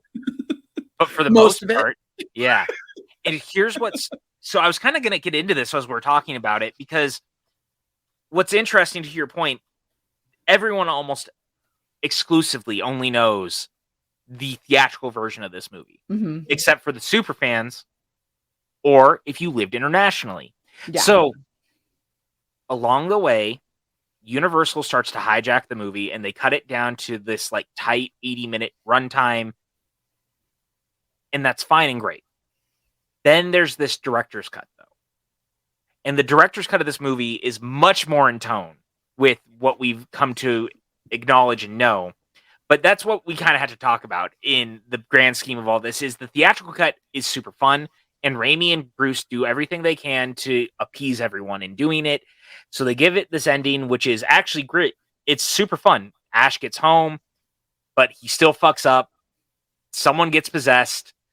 He's fighting a deadite in the middle of the S-Mart. He gets the girl. It's a great moment. Yeah. But it also... Shop smart. Shop S-Smart. You almost have to feel bad because that's not the Ash character. Right. He shouldn't get that sort of ending just yet. He hasn't really gotten there yet because all the things being equal, he didn't even really want to help them. He does, and he saves them, and he helps bring peace to the kingdom, but not until he's like guilted by everyone. Right. And he's just not really a good hero still. Right. But it's a great ending. Yo, she bitch. Let's go. Like, what a great moment. Are you kidding me? And they shot that like on Christmas Eve. That's funny. Out of nowhere, because they tested the movie and people didn't like the original ending. And it goes to show, kind of to the point of what they were talking about in picking up Army of Darkness and retitling it. Universal wanted to sell this as a standalone movie in the way that they were worried that the baggage that could come with it if it was seen as a third film. Test audiences, even with the opening and the way that it starts, don't realize that the last two movies in this franchise end on cliffhanger downer type endings. They're not necessarily happy endings. So you get this original version of the movie that has, one, a much longer windmill sequence that Universal forced them to cut out, which is such a fucking crime, because the windmill sequence in the director's cut is much more in line with Evil Dead 2's hand sequence. It's much longer. Bruce is fighting way more versions of himself. There's a lot of little hands or little ashes running around. You should look up that sequence alone. Just online. I definitely want to, just because that whole scene was just, I mean, I could have done with another like 5 or 10 minutes. It was so fucking funny. It was deemed too weird and too out there. And so they cut it down like massively.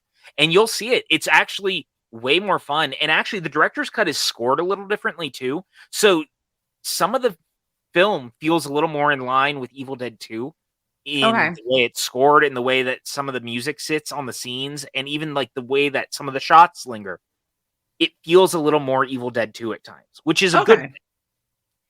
And it's about 13 minutes longer. Like it's not a shorter version of the movie. It feels more like the thing they set out to make, which is why it's the director's cut. But even like, it's so funny you say it too, because like when you think about like a director's cut, like you think about an extended, like to me, like you go from like Lord of the Rings, Fellowship of the Ring being like a 2-hour movie to now like a 3-hour movie. But when this one, you said like it's 13 minutes longer. So really all he wanted to do was just add in a little bit more. Yeah. And it still makes it 93 minutes. Like, okay.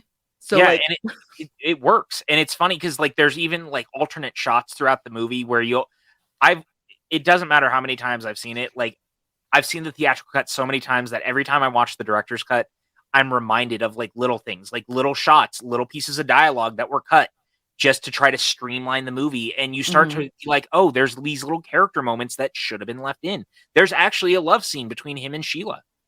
Like that was cut out of the movie because they were trying to be, I don't know, more, I guess, sell it to kids more, even though it was still rated R. Like, you couldn't really sell it to kids in the end. So it's funny that you get to the end of the movie. And the end of the movie, Ash didn't say the words right, so things still go wrong, even though he ends up in the same time. But what if Ash fucks up and he goes out to this, they put him in this cave, and they give him these drops, and they say, take what is it, 6 of these drops, and you'll wake up back in your time. So he gets in the cave, he sits in the Oldsmobile, they blow up the cave behind him, and he closes himself in, and he starts to take the drops, and he hears a noise and he miscounts and he takes an extra drop. Mm-hmm. The movie, then when he wakes up in a post-apocalyptic future, and he slept too long. And the idea was that they were going to make another movie, and it was going to pick up with Ash in this post-apocalyptic future where he was fighting like the Necronomicon with robots and things like that. Oh, And that'd it have been was such a fun. cool idea, but also leave it to Ash to fuck up even taking how many drops he needed to. Right. And he goes past his time and wakes up in this post-apocalyptic future, and people hated it. And yet, it's the much more fitting ending for that character. It makes more sense for Ash to end up fucking up and not end up with the girl. Totally. Now, granted, the movie did not produce a sequel until 2015. So it took them 30 years to get there. Right. But even then, that's the sequel into, you're getting into like Ash and the Evil Dead. Right. Which I've not seen any of, but we'll put that again on our side podcast, our Patreon episodes. And here's the thing, right? That show picks up as if the original ending has happened. Okay. So they, and yet you haven't seen it, but the show was canceled after 3 seasons, and it almost ends where the original Army of Darkness ends. So very interesting that even in cancellation, after 3 seasons on a show, they finally got Ash to basically where they were trying to get him the first time. That's funny. And I need to watch it. And it feels I need to watch it. I really did, especially after watching all of this. What are your thoughts on the 2013 remake? So it's interesting. I have a lot of feelings about that movie in a lot of capacities. But I'll say this.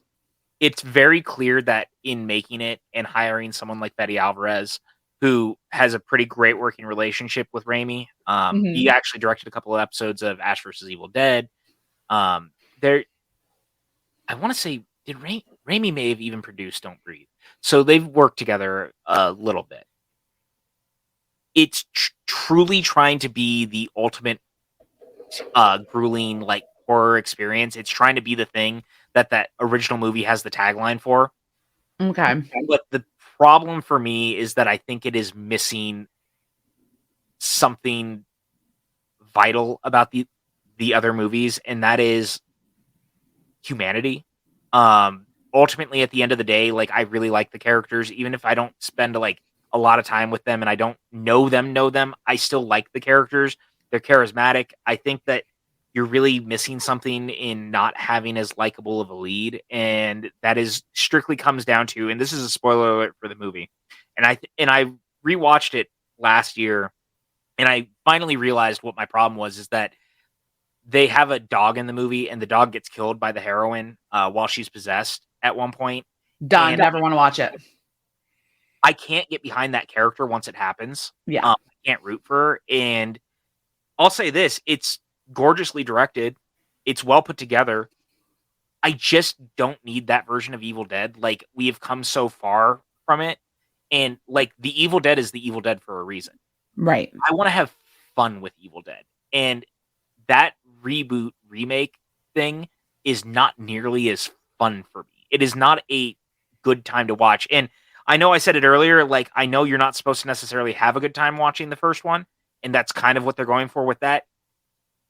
There is a line even for me. I watch a ton of horror, but like, eventually the Saw franchise starts to outsay its welcome when it's just torture porn. And I feel like it's lost something that it's saying. Evil Dead kind of feels that way. And it just goes to show, like with Ash versus Evil Dead, it was much more fun to revisit that world when Ash was the main character again. And you're kind of putting it back into the thing we knew it to be. Like, I would say that Ash versus Evil Dead is much closer to Evil Dead 2 than it is to Army of Darkness. And that's a good thing. So it's a lot more bloody. It's a lot more horrific, but it's fun. It's a comedy. Bruce Campbell gets to lead it again. That's what we like for the franchise. Like, that's not to say that you can't do other things. I'm super fucking excited for Evil Dead Rise next year. It's taking big swings, which I think is interesting. It sounds like the entire thing is set in a high-rise building in the middle of a city. I think that's such Okay. an interesting take, and they got a super young filmmaker to do it, which I think is like the right way to do it. You have someone who's a little closer to how Raimi and Campbell were when they first made it.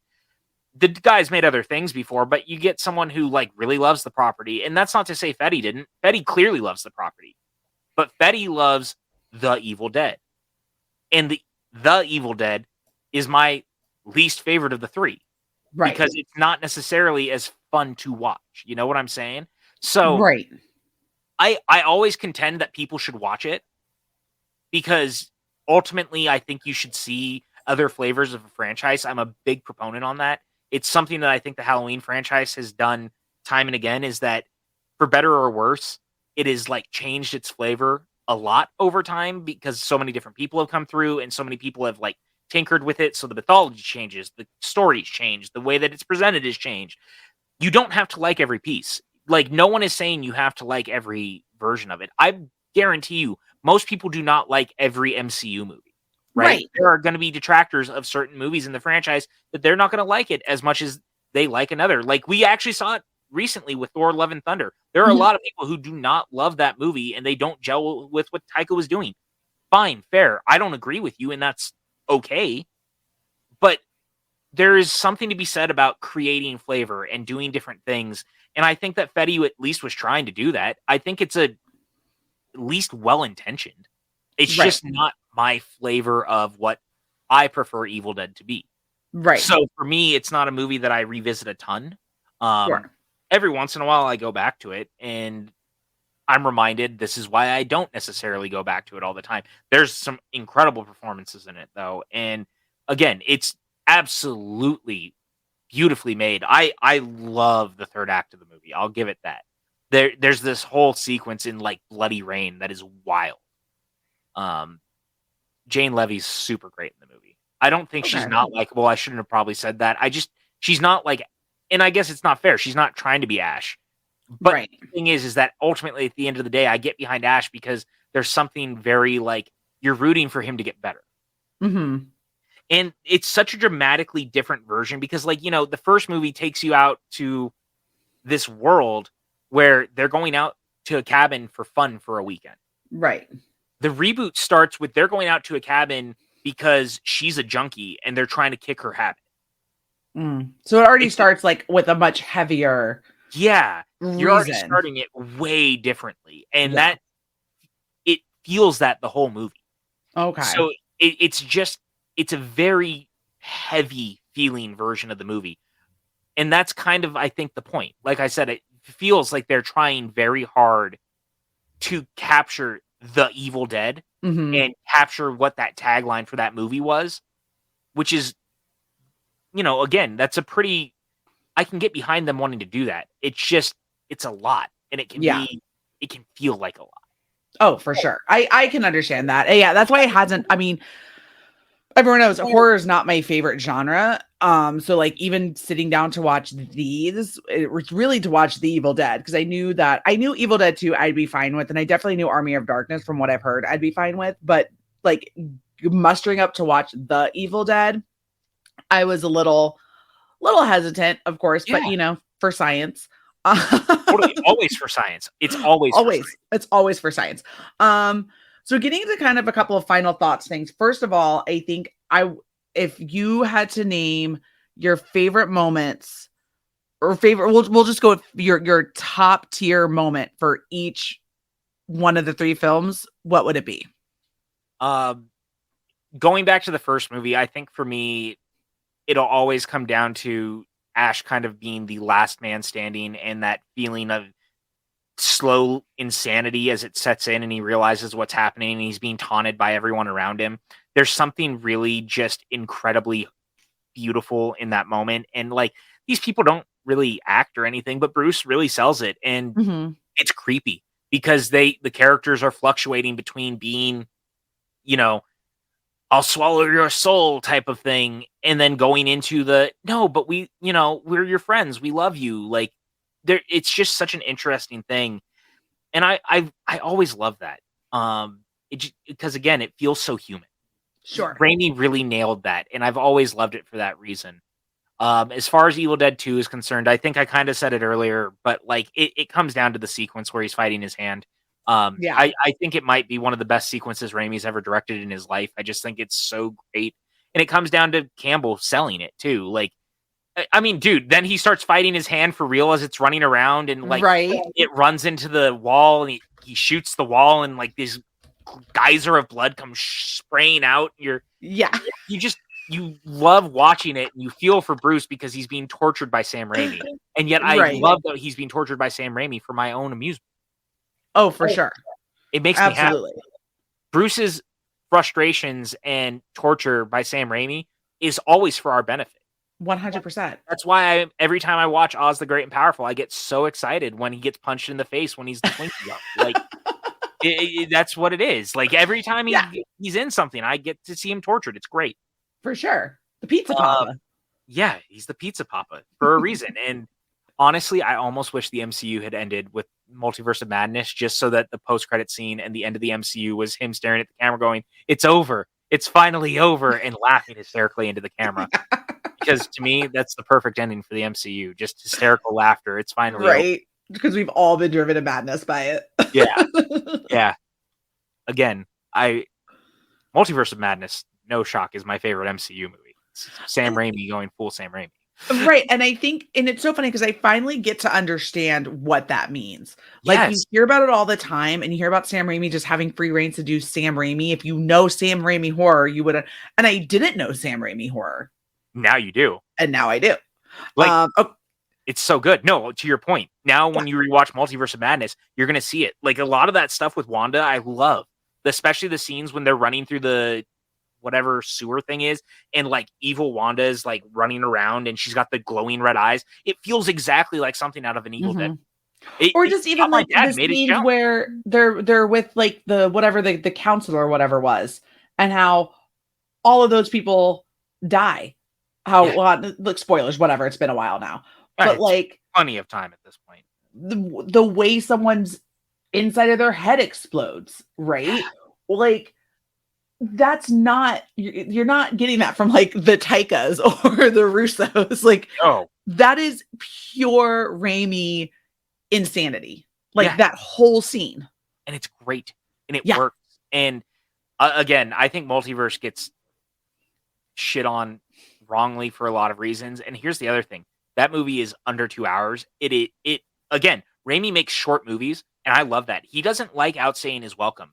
Right. And that's why that movie works so well for me, because it's quick, it's fast. Like, the opening scene, or the second opening scene, rather, when they're at Rachel McAdams' wedding, it feels like a scene out of Spider-Man 2. And like the way he comes down into the city, like everything about it feels like something out of his Spider-Man movies. And that is special to me. There's something very cool about that. Agreed. And that's why, looking at these movies, then you move into like Army of Darkness. The windmill scene in the director's cut's probably my favorite moment, because again, it feels like an almost unhinged version of Raimi. Number one, torturing Bruce, but also just the amount of work to go into that, in having so many versions of Bruce having to run around that scene, which is why it's so fucking mind-boggling of all the things for Universal to cut out of that movie. Why is that your choice? Like, you spent so much fucking money on this scene to cut it out? On all these little Bruces, just to say, never mind. Yeah, it's a absolutely batshit weird choice. But I'll always love it. But I also love the entire third act. I think everything in the castle is so fun and so like, there's so much character in it. Seeing Ash fighting evil Ash, seeing all these skeletons, like the moment when he comes out and he's got the he's on the back of the car that they've modded to be like this insane skeleton crusher, and he's just like running down skeletons and killing them. It's so fucking fun. And honestly, there's a reason I think to this day, like, if you show that movie to a kid, I would say probably 7 out of 10 kids, that's going to be one of their favorite movies ever growing up, because there's something for sure so childlike and very wondrous about it in a weird sort of way, in a way that only Raimi can do. Like, we talk about all the time, Steven Spielberg is like the master of making movies that are full of wonder and awe, and they feel like magical. It's the best way to describe watching a Steven Spielberg movie is like magic. Mhm. Raimi has it too, but it's a very different type of magic. It's like Sure. a twisted magic, and that's what these movies feel like. So Yeah. I go back to them all the time, and I watch them all the time, being so drawn in because there is a twisted magic and sense of wonder that Raimi has accomplished over these movies, over Darkman, over the Spider-Man movies, over all of them. He is like the master of twisted cinema in Yeah, a really interesting way that I can't help but love. And that's why I think I keep going back to them so frequently. for sure. Yeah, no, that makes sense. Um, and then before I get into my actual ratings on my Letterboxd, the world needs to know, PJ. I'm sure they already do know, but your official ranking of this trilogy I and mean, first, second, third. it's always it's 2-3-1. It's like insane how easy it is for me to say that, and yet how hard it is because it rips my heart out having to even like rank them because I Of think that they're course. all so special. How do you pick a favorite child? Right. And yet there's no world where I can't not prop up Evil Dead 2 because Evil Dead 2 is the movie to me that it makes Sam Raimi at the end of the day. It makes Mhm. Bruce Campbell. It's the movie that like the Evil Dead is seen by people enough that they make a studio movie that doesn't go very well, that they go straight into Evil Dead 2, and it's like a huge success. And it puts Raimi on this path to become the guy that we know, and it feels like the most unrestrained version of himself doing the movie that he was asked to do, and yet Sure. it lands. Like, again, there's so many sequences in that movie. You think about the scene with Linda, where it's the stop motion Linda dancing around outside as Ash is watching it, horrified. And it's Yeah. such a great moment. Or all the prosthetic work in that movie, all the stuff that they're doing in it. Evil Dead 2 just sings. There's something about that movie. Every character is interesting. Like the moment that all those other characters show up and they're like berating Ash and they throw him down into the cellar and then they realize, wait, no, we have to get him out. It was not him at all. Like you believe it, you feel it, it works. It's intense, it's fun. Evil Dead 2 sings in a way that most movies wish they could. And Yeah. yet it's also the movie that is endlessly terrifying and absolutely hilarious at the same time. And that is not an easy balance. Like horror comedy is not always easy, but it exists. And Mhm. this is like maybe the quintessential horror comedy. There's others that have followed suit, like Zombieland is great. It's probably more of a comedy than it is a horror movie. Evil Dead 2 is not. I would say it is Right. strictly a horror movie first that happens to feature a ton of slapstick comedy all the same. Oh, for sure. No, that definitely makes sense. I would absolutely agree with you because I think what Evil Dead 2 does is it's Raimi, they're taking everything that was right and worked Yes. in the Evil Dead, but making it more, they're amplifying it and adding in those comedy aspects to make it really more approachable for 100%. everyone else to be able to come and watch it and still get, and he's still able to do what he was trying to do with the Evil Dead, but now it's just kicked up a notch and it's the better version of what he originally made. Totally. And it's funny that you say it the way you did because to your point, right? The funniest part to me is that Sam Raimi kicked up. Everything about that first movie was like the most grueling terror experience of all time. But the kicked up version is equally as that, but it's also a slapstick comedy. And that I can't get over that. Like, imagine being like, yeah, I made one of the most terrifying movies of the 80s, and I'm going to follow it up with a sequel that is equally as terrifying, but it's also going to make you laugh. And that's Right. the unrestrained version of Raimi. Like, you would think that the first movie is, but oh no, the slapstick comedy is the one that is his unrestrained, uncuffed, I'm doing my thing, and it's going to be great. And then Army of Darkness, similarly, also uncuffed, also unchained. And then he just went totally the other direction. Right. It's wild. And that's the magic of this franchise, really. Like, they're all different flavors from the first movie to the second movie to the third movie to the reboot to the TV show to the comics to the video games to the musical. The musical, by the way, has I'm not kidding, like a Beach Boys style 60s surf rock sound. And it is That's so good. funny. Yeah. You should look it up Okay. online. The Evil Dead musical is super fun. It's crazy that this franchise started from such like small, humble beginnings, and now there's like talks of an animated TV show. We have a Yeah. new movie on the horizon. There's comics that are put out all the time still. There's board games, there's video games. Like this franchise, well, it refuses to die because Yeah. people keep finding it and it continues to be that thing. Like when you think about it, I feel like Army of Darkness, to everything we've talked about, it's like the first movie that everyone says that they've seen because like the cool older brother showed it to them growing up.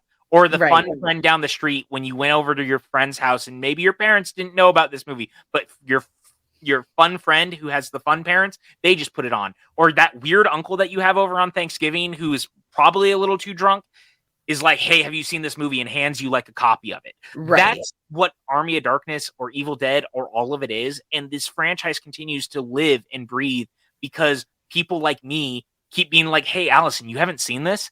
Here's the thing. And it's like handing you a Bible.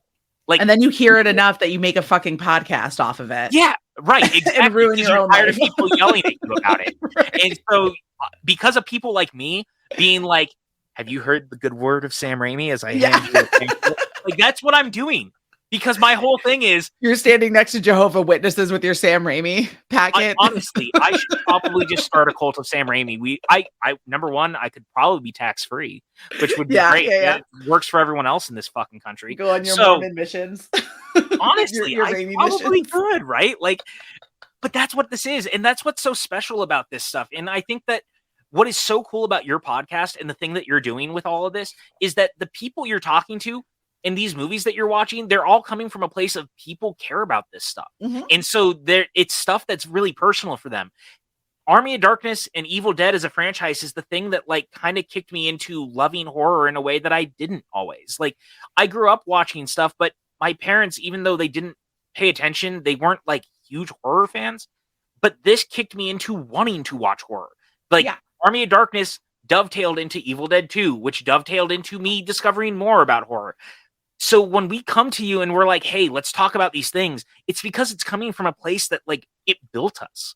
Like in no world where if I was like to give you a list of 150 movies that made me, there's no world where the three of these don't end up there because these movies were quintessential to my upbringing. They were quintessential to again, anyone who knows me, everything I wear now is like horror related or horror adjacent in some capacity. Like all my wardrobe is basically horror tees.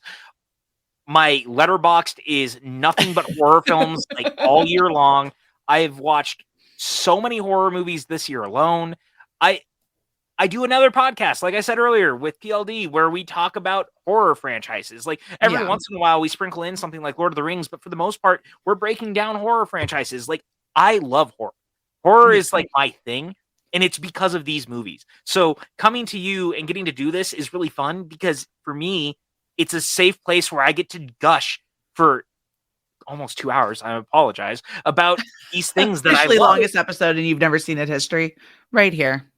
And I hope it is not beat for a long time because I had so much to say, and I still do because I just talk about it. Like they're special, and it's special for us. So I just want to say thank you for letting me come on and wax poetic for almost 2 hours about 3 movies that I fucking adore.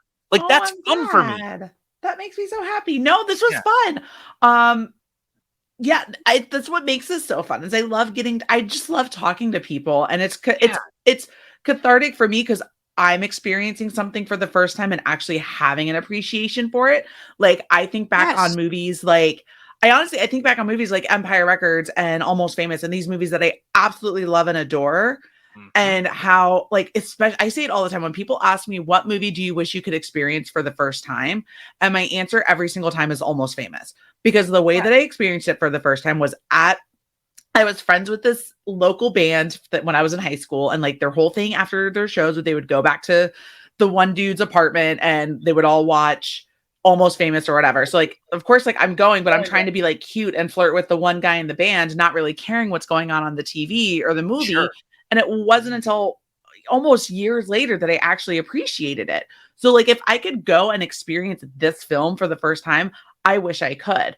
So Yeah. now I actually get to experience all these things for the first time with this lens of like actually giving a shit. Yeah, man. No, And and it's it's so fun. cool, right? Like, Yeah. and it's funny, like, here we were talking about that. The first time I saw Army of Darkness, like we talked about, I found it at Hollywood Video. I loved it so much. I immediately restarted it and That's awesome. rewatched it. And after that, I wouldn't shut up about it. And I was taking it like everywhere with me, forcing my friends to watch it. Like, this movie ingrained in me in such a weird fucking way that it opened this door. And I think for a lot of reasons, it might be part of the reason that I like doing this stuff, because it became one of my quintessential, wait, you haven't seen this thing? Let's talk Yeah. about that. Yeah. And Yeah. like, it's kind of grown from that. And now in my personal life, like, that's here we are doing this, but I get to do it with other people too. Like, now I get to experience it for the first time through the eyes of someone who I really appreciate and I get to hang out with. And it's fucking cool to watch you or people in my life watch this for the first time. Like, it really is. There's nothing like seeing someone watch something for the first time that you care about and then they like it on top of it. Yeah. It's That's really the important part. That's I hope I don't break your heart with my fives with my star ratings.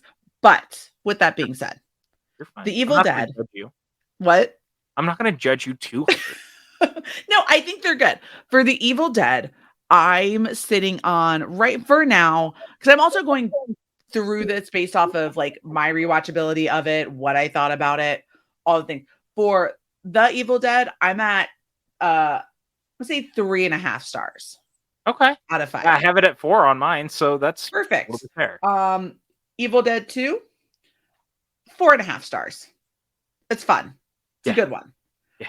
And then Army of Darkness, I mean, that's a 5-star movie. Hell yeah, it's 5 man. stars.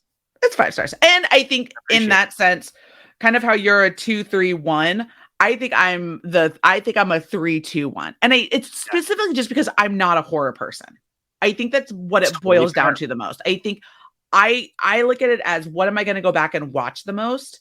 And I know for a fact I will rewatch Army of Darkness long, like before I will watch Evil Dead 2, or way before I'll watch The Evil Dead.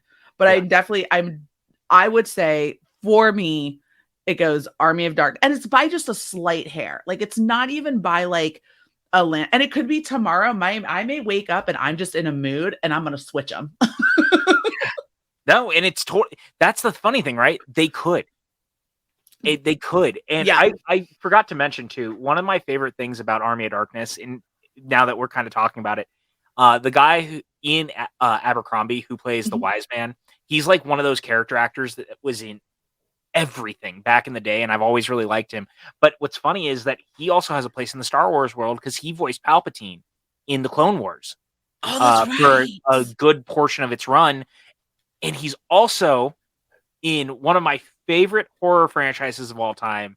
And actually, like, my favorite movie in the franchise. He's in the Puppet Master franchise. He was in Puppet Master 3. Okay. And it's so funny because every time I rewatch it, I go, wise man. Like, I always, every single time, I'm like, wise man. Wise man didn't tell me there were 3. Yes. And he's in all sorts of stuff. Like, he has a small role in Wild Wild West. He's back in the Addams Family Values. Like, he's in Lost World Jurassic Park. You know what else he was on? Huh? Days of Our Lives. Mother. God, I'm going to throw shit.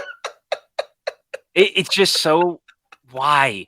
God damn, man. Well, and he was also, of course, in Twin Peaks, and I'm a huge Twin Peaks fan. There you go. It's just funny that you got to work somehow, some ways, right? He's just everywhere, and he's super talented. He's one of my favorite kind of character actors. I know he was also on Desperate Housewives, which was like one of my mom's favorite shows, and I'm like, that's sure. But it's the rest of it. Like, he's just one of those dudes that's just very fun, and I wanted to give him a shout out. He passed away a few years ago, but like, he's a fun actor. I like that guy. Of course. Well, PJ, I'm going to start. We'll start wrapping things up. You got, where can all of our listeners who haven't ditched me because I called Cheryl by the wrong name find you? You guys can find me over on Twitter and Instagram at PJ_Campbell. You can also find me over at the PJ Campbell Network. Hey, I'm over there doing fun things with Chance and PLD, and we do all sorts of ranking things. We actually did a video about like the end of the Schmodown, so if you want to go check that out, it's probably going to be the last time I talk about it at this point. So go listen to PLD and I wax poetic for 2 hours or so, and then force PLD into a game that he didn't know he was going to play. It's a very fun episode, so go check that out. You can also find me hanging out with PLD at PLD Projects on Spotify. We do Two Mediocre White Dudes on Film, and I believe at the time of this airing, we will have gone through all of the Halloween franchise, including Halloween Ends. So you'll get to hear us talking all about our feelings on Halloween Kills and Halloween Ends. I have not seen Halloween Ends yet, like full disclosure, as we're recording this, but I believe once it's out, I will have. Yes. And I'll add a lot to say, I'm sure. So if you aren't tired of my voice enough, get ready to listen to it even more, talking about Halloween Ends, where I'm probably going to have a lot to say. So I'm really looking forward to it. But thank you for giving me like a chance to sit down. And like I said, it was really fun to just sit down and talk about these movies because they mean something to me and they built who I am. And it's just fun to experience it with you. So thank you, Allison. Oh my gosh, PJ, you're more than welcome. Thank you so much for indulging me and my little project right here. And to everyone else, if you enjoy what you're hearing, please be sure to subscribe, rate, and review to Flick and Reel on whatever audio platform you're listening to us on. If you're listening on YouTube, please make sure you subscribe, like, and comment your thoughts on the Evil Dead trilogy, and be sure to check out and comment your thoughts on any of the other previous films discussed.